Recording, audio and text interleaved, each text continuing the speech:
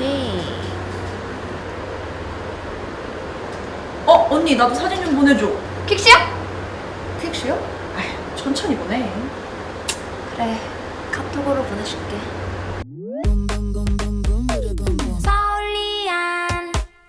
안녕하세요, 서울리안입니다. 제가 지인 30명으로 설문조사를 해본 결과 아이폰 유저와 갤럭시 유저를 통틀어서 에어드랍을 알고 있다 100%, 반면에 퀵쉐어의 경우는 아이폰 유저는 0%, 갤럭시 유저의 경우도 30%가 채 안 됐습니다.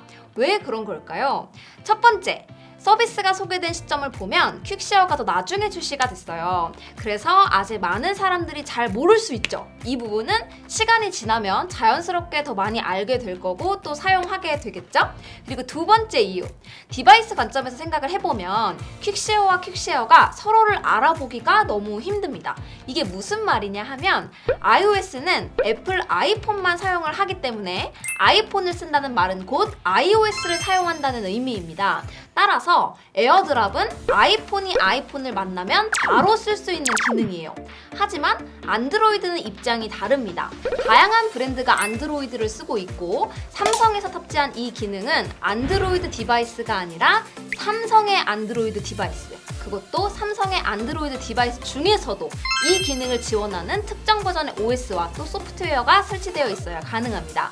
그래서 갤럭시의 국내 점유율이 애플의 2배가 넘는데도 불구하고 에어드랍을 알아보는 게 퀵쉐어보다 더 쉬운 거죠. 세 번째, 이번에는 유저 관점에서 볼게요. 안드로이드 유저들은 제조사 솔루션에 익숙하지 않습니다.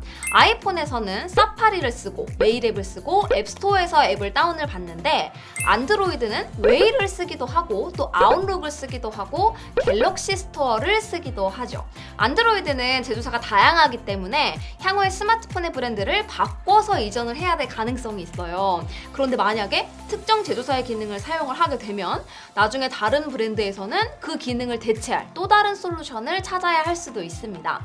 그래서 유저들은 가급적 안드로이드에서 범용적으로 사용할 수 있는 기능을 더 선호하게 되죠. 그 결과 반대로 제조사는 원하는 대로의 경험을 구현하기가 다양성만큼 반대급부로 더 어려워지는 게 당연합니다. 오늘 삼성 갤럭시 제품들과 인텔이 함께 만들어가는 이 에코시스템에 대해서 소개를 할 건데요. 그 전에 갤럭시 에코시스템이 이렇게 어려운 길을 가야 한다는 점 먼저 알려드리고 싶었습니다.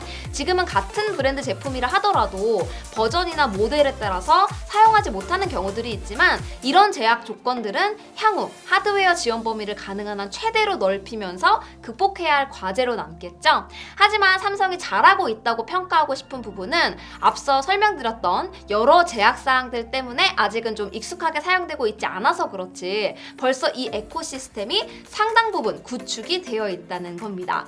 하드웨어 조건만 갖춘다면 바로 지금부터 기기간 연동된 기능들을 직접 활용할 수 있어요.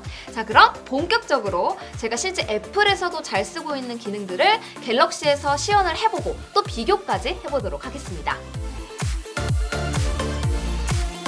첫 번째로 랩탑을 받았을 때 가장 먼저 해야 하는 일은 기존에 사용하던 랩탑 설정과 데이터를 그대로 옮겨오는 일이죠.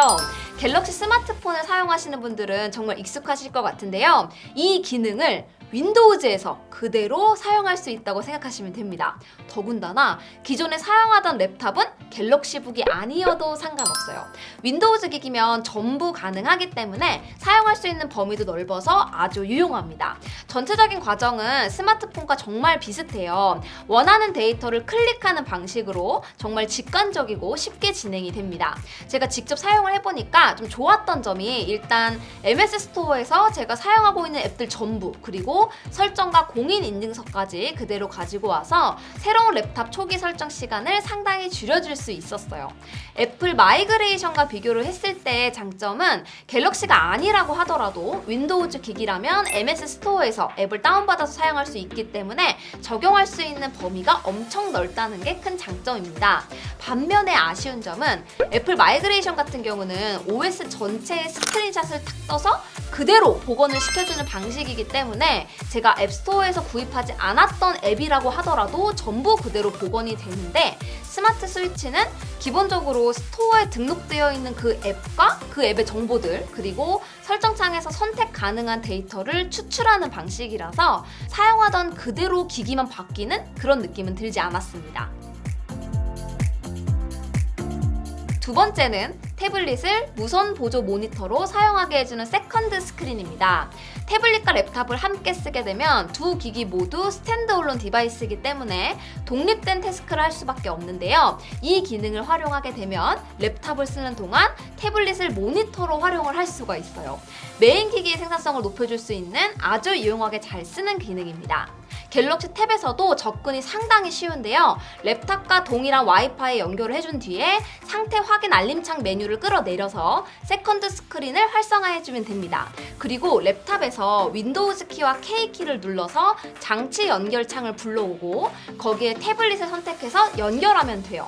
한번 이렇게 설정을 하고 난 뒤에는 윈도우즈에서 실제로 연결된 모니터로 인식을 하기 때문에 디스플레이 설정창에서 복제, 확장, 디스플레이 방향과 같은 원래 모니터를 사용하면서 가능한 모든 설정을 사용할 수 있습니다. 애플 사이드카와 동일하게 랩탑이 펜 지원을 하지 않더라도 연결하게 되면 펜 입력도 가능해서 이 부분은 두 시스템 모두 아주 손쉽고 편하게 사용할 수 있는 기능이에요. 그리고 이거 빠질 수가 없죠. 애플의 에어드랍은 진짜 아이폰을 안 써도 모르는 사람이 없을 정도인데요. 사실 갤럭시에도 동일한 퀵쉐어 기능이 이미 소개되었습니다. 시나리오는 완전히 동일해요. 상태 확인 알림창 메뉴를 끌어내려서 퀵쉐어가 켜져 있는지 확인합니다. 그리고 갤럭시 북에서도 동일하게 퀵쉐어가 켜져 있는지 확인을 하고 설정해 주시면 돼요. 그리고 나면 폰에서 사진, 파일, 링크 등등 정말 모든 데이터에서 공유 탭을 누르면 기본으로 퀵쉐어 탭이 보이게 됩니다. 이걸 눌러서 아까 설정한 갤럭시 탭으로 혹은 친구 갤럭시 폰으로 어디든 설정해둔 기기로 파일을 다이렉트로 보낼 수 있어요. 대표적으로 제가 애플을 쓰면서 진짜 자주 쓰는 것만 골랐는데 사실 이거 외에도 에어팟처럼 갤럭시 버즈, 스마트폰에서 랩탑까지 기기간 자동으로 연결되고요. 이제 갤럭시 북에 스마트 싱스가 그대로 포함이 되면서 홈 IoT 기기들 컨트롤 가능하고 또 잃어버린 기기를 찾을 수도 있습니다. 스마트폰이라는 게 비싸서 자주 바꾸기가 어려운 기기면서도 또 익숙한 모델을 계속 사용을 하게 돼서 아이폰을 쓰면 갤럭시를 쓰면 아이폰에 대한 정보가 상당히 늦을 수밖에 없죠. 작년부터 갤럭시에서 에코시스템과 연결성에 대해서 상당히 많이 그리고 빠르게 기능이 추가가 되고 있으니까 구입 시기가 다가왔다면 한 번쯤 정보를 업데이트 해볼 필요가 있습니다. 오늘 영상을 인텔에서 후원을 해주셔서 좀 자유롭게 비교를 해봤는데요. 아무래도 애플은 디바이스와 OS 그리고 앱스토어까지 브랜드 내에 전부 종속되어 있기 때문에 그 안에서의 경험은 확실히 더 유기적으로 작동하는 것이 사실입니다. 그럼 갤럭시 에코시스템만이 갖는 장점 혹은 강점은 무엇일까요? 저는 갤럭시 에코시스템 시나리오에서 사람들이 가장 많이 사용하고 또 익숙한 윈도우즈 랩탑이 포함되어 있다는 게 가장 큰 강점이라고 생각해요. 사실 스마트폰의 경우는 OS 간 이동을 하더라도 적응의 문제지 불가능한 시나리오는 거의 없다고 볼 수 있어요. 하지만 특정 지구권을 제외하고는 여전히 윈도우즈 OS가 우리 생활의 근간이 되고 있기 때문에 일을 하거나 개인적인 취미 영역에서도 여전히 가장 많이 쓰는 OS는 맥 OS가 아니라 윈도우즈입니다. 바로 이 윈도우즈를 같은 에코시스템 안에서 활용할 수 있는 솔루션이 범용적인 사용성으로 봤을 때 충분히 가능성이 있다고 볼 수 있어요. 하지만 이렇게 많은 개발 인력 투자로 인해서 삼성도 반드시 뭔가를 얻어야겠죠. 그건 간단합니다. 제가 앞에서 모든 안드로이드, 모든 윈도우즈 기기가 갤럭시 에코시스템 안에 포함되지 않기 때문에 현재 사람들이 많이 사용하기 어렵다고 이야기했던 것 기억하시나요? 현재는 발목을 잡고 있는 부분이지만 이대로만 잘 만들어 나간다면 오히려 그 점이 고객에게 여러 윈도우즈 랩탑 중에서 꼭 갤럭시 북을 선택해야 할 구매 요인이 될 겁니다. 이제 어느 정도 경량화 랩탑 고르는 기준으로 인텔 이보 플랫폼 인증을 받았는지 보게 된 것 같아요. 저도 주변에서 물어보면 경량화 랩탑은 그냥 먼저 인텔 이보 플랫폼 기반인지 확인을 하라고 이야기하는데, 이 인텔 이보 플랫폼 인증은 아이리스 Xe 그래픽스는 11세대 i5 이상이다, 부팅 속도, 배터리 충전 속도와 사용 시간, 그리고 인텔 썬더볼트 4, 와이파이 6 내장 여부까지 한 번에 검증이 되기 때문에 그거 먼저 확인하고 그 다음에 고르라고 이야기하거든요. 그런데 여기에 이제 오늘 소개한 갤럭시 에코시스템이 좀 더 자리를 잡고 기능들도 보다 유기적으로 잘 구현이 된다면 인텔 이보 플랫폼 받고 거기에 갤럭시 연동 기능들 사용할 수 있는 이 갤럭시 북을 고르는 단계까지 갈 수 있겠죠. 오늘 좀 객관적으로 비교를 해보면서 현재는 따라가는 입장의 갤럭시 에코시스템에 대한 평가와 그리고 앞으로의 과제, 가능성까지 이야기를 했는데요. 랩탑이 진짜 너무너무 많아서 하나를 더 사야겠다 그런 생각도 안 했었는데, 이 콘텐츠 때문에 이 갤럭시 북은 하나 사두고 업데이트 할 때마다 좀 더 써봐야 될 것 같아요. 궁금한 점 남겨주시고요. 그럼 저는 다음 영상에서 인사드리도록 하겠습니다. 안녕히 계세요. 오늘은 핑계 괜찮았다, 예쁘다, 갖고 싶다 그런 거 말고 이건 진짜 설득력 있었죠.